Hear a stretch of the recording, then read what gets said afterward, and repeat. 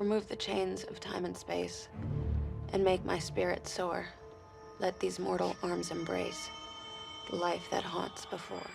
Well, we previously covered an episode that centered around Paige's past life in Season 4, where she discovered that she was once an evil enchantress in the late Middle Ages, so it's high time we take a look at the OG past life episode. Or should I say OF? F standing for Flapper, because we take a trip back to the Roaring Twenties. You really think that this has something to do with Phoebe's past life? Well, that's how our souls evolve. Pardon My Past shows that February is just not a good month for Phoebe. After having previously been burnt at the stake in the future in February, we find out that she also died in the past in the same month. Now there's a sentence. Okay, I asked you guys once to keep it down.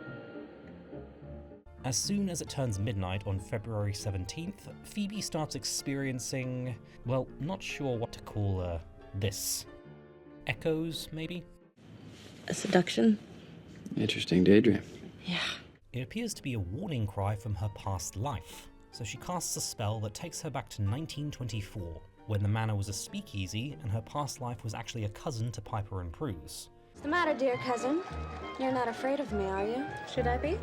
We only get their last names because producers were afraid of confusing viewers, so Phoebe's is P. Russell, Prue is P. Bowen, and Piper is P. Baxter, who is also the great-grandmother of the Charmed Ones, as she's the only one who married to Dan's past life Gordon. Why must you tease me, Anton? P. Russell had fallen in love with an immortal warlock called Anton, who convinced her to turn evil and kill her cousins. But before she could, they cast a curse that would not only kill her, but every reincarnation. We can't have you guys join forces, not in this life, not in any life. God forgive us. Now, this is tied with Morality Bites for my favourite Season 2 episode, and while I have to give the former extra points for emotional highs and intriguing storyline possibilities, this one more than matches it in sheer fun factor. I mean, witches in the 1920s? There's a reason a fan-made spin-off trailer was for a continuation of these characters. Thanks for the love potion, worked wonders. I am nowhere near an expert on the 20s, so I verified the costumes with someone more knowledgeable than me, and the exact quote was flapper Halloween costumes, and she singled out P. Bowen's dress in particular as something that wouldn't be socially acceptable. Pop culture tends to remember the fashion of the 20s as being more risque than it actually was, and while it was more revealing by the standards of the time, the dresses rarely got as short as above the knees. They also weren't form-fitting, since the fashion of the day was for a loose silhouette, so in that case, P. Baxter's is the closest to accurate. The shoes seem to be accurate, since the heels aren't too high or too thin. The makeup isn't too extreme as well. Before that decade, women didn't wear that much makeup, as the beauty standard was for the natural look, so only the likes of actresses and ladies of the night would wear it for their line of work. The popularity of film and therefore movie stars made it socially acceptable to wear makeup, so it was another aspect to the rebellion against gender norms that the 20s were all about. And also, the makeup seen in movies of the time is a little more extreme than it would be in everyday life, because they had to be done for the prototypical film of the era. As for the hair, the bobs were another symbol of rebellion, as of course long hair was the standard of respectability, so again, rejection of gender norms.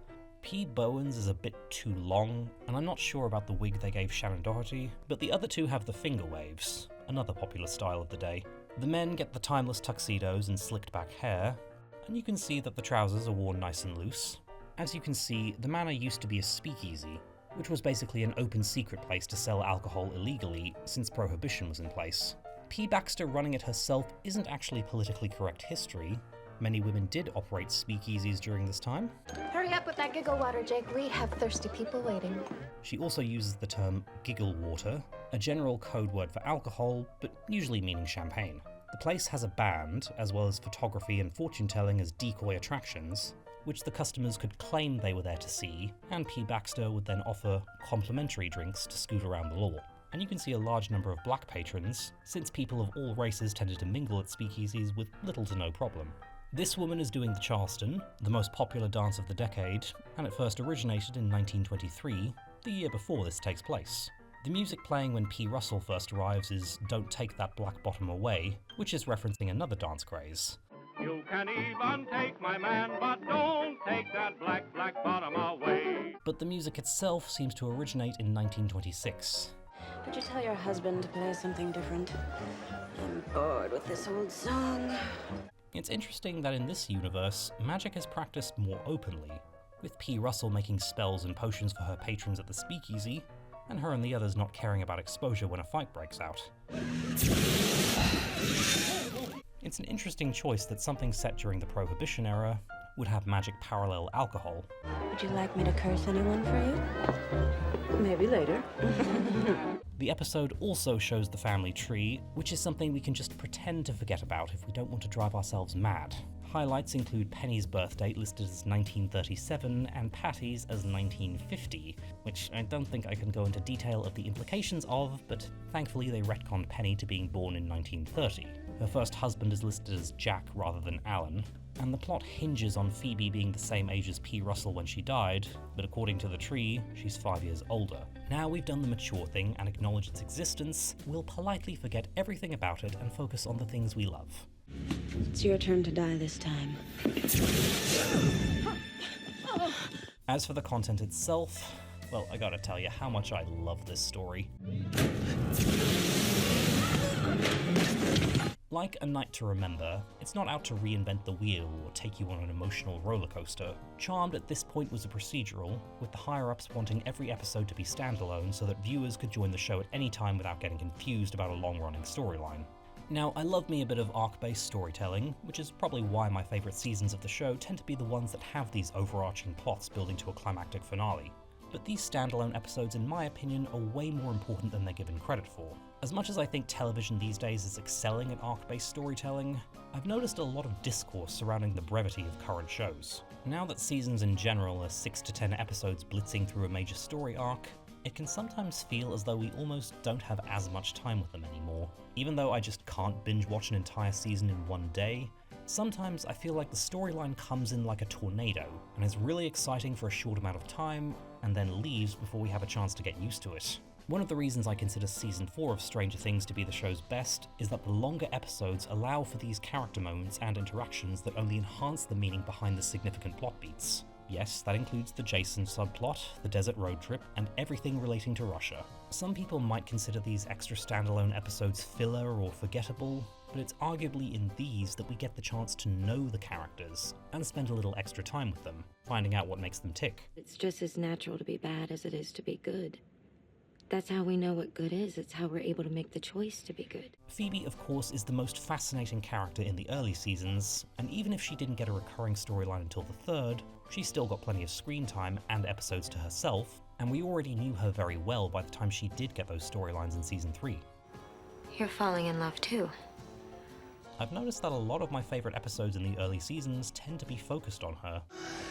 You cannot have this Halliwell. Pardon My Past calls back to Season 1's Is There a Woogie in the House, in which a demon is able to briefly sway Phoebe to evil, and it becomes a recurring thing in the series that because she was the only sister born in the manor itself, and closest to the spiritual nexus underneath, she's the one most susceptible to evil. It's just that when you turn bad, things tend to catch on fire. We discover that her past life made the heel turn out of love for an evil being, which would form another aspect of her character in Season 3, where she discovers that the man she loves is half demon, and in Season 4 she's influenced to turn on the sisters and briefly become queen of the underworld. Feels good to be bad, doesn't it? Sometimes. But of course, this episode reaffirms why Phoebe is the glue that holds the Charmed Ones together, and emphasizes how different she is from her past life. I mean, what if that's who I really am? But that's not who you are, Phoebe, not in this life. That is reflected in whenever she does similar things to her, but differs from her heavily. She has to be possessed by evil to become queen of the underworld, and even then is persuaded to turn back very soon, with love for her sisters and the greater good trumping everything else. And when she fell in love with a demon, she wasn't swayed to evil like P. Russell was. She influenced him to become good. And while Phoebe would later experience something similar to P. Russell in having her powers stripped as punishment, she would earn her premonitions back because of her selflessness. And we actually see that demonstrated with another of this generation of cousins. So, any idea what kind of power I had? Phoebe loses P. Russell's powers when she's reincarnated, as a consequence of her turning to evil, so no pyrokinesis for her. Your past self must have abused the power. That's why it was taken away from you. That's too bad, because it was hot. Literally. And P. Bowen we see using the very cool power of cryokinesis, which Kid Me thought was just the best. Prue, however, is never able to use this power, and you know why? Because she is being punished for what her past life did. You were the ones that were trying to kill me. While she was dealing with an evil witch, the curse she cast also condemned future reincarnations, and her actions could have resulted in the death of a charmed one, which is something Prue would never think of doing. Remember, Anton wouldn't have needed evil past Phoebe if you hadn't evolved into good Phoebe. Piper's past life has the same powers as her, and we never find out if she has any others, but that makes sense as she continued the charmed line directly. So much for evolution. Outside of the Phoebe stuff, there isn't too much more for the others to do, but Prue finds out that her past self was a photographer. I was a photographer? Yeah, and apparently a really good one, because people were lining up to get their portraits taken. She'd left her job at Buckland's 2 episodes previously, and would decide to pursue photography as a career afterwards, no doubt inspired by this. Piper discovers that she and Dan were married in their past lives, but that she was also seeing Leo's past life on the side. You knew that we were lovers before and you didn't tell me? What, did it just slip your mind? This is also the first episode to bill Brian Krause as a regular rather than a guest star. I think he's the only one to be promoted mid-season. Oh, and the younger Christina Larson is played by Davy Chase, which means P. Russell went at it with Samara, and Chihiro if you're content with dubs like I am. And I believe that Phoebe creating a spell to properly trade bodies with her past life is the first time that one of the sisters writes a new spell, rather than having to look one up in the Book of Shadows. Do you think that I could write a spell that could not only send me back to the past, but give me complete control over my actions as well? I don't know why. I've always liked how Charmed slowly saw the sisters' powers progressing, and them learning and trying new things that would eventually become commonplace. But I think I've rambled on long enough about one of my favourite episodes. But that's the thing. It was me. I rag on Season 2 a lot, and it's among my lesser liked seasons, but I do want to maintain that even at a slightly lower level of quality, Charmed was still more than watchable and enjoyable. And even in the weaker seasons, there were great episodes to be found, just like this one. And a lot of the ones that top my lists are these standalone episodes that simply are what they are. And it was my past self that tried to kill them first. Good, self-contained stories told in a fun way and tidily resolved in 40 minutes. They're arguably key to the show's enduring popularity, since they're what creates the meaningful connections with the characters by letting you explore their psyche and seeing how they react to certain situations. And it's by forging these connections that you get viewers properly invested in the bigger, high-stakes storylines and finales. They're like smaller bricks in the foundations of a large building, but essential to the design and what makes the whole thing as beautiful as it is. Still, it's okay to be bad every once in a while, isn't it? Oh, yeah.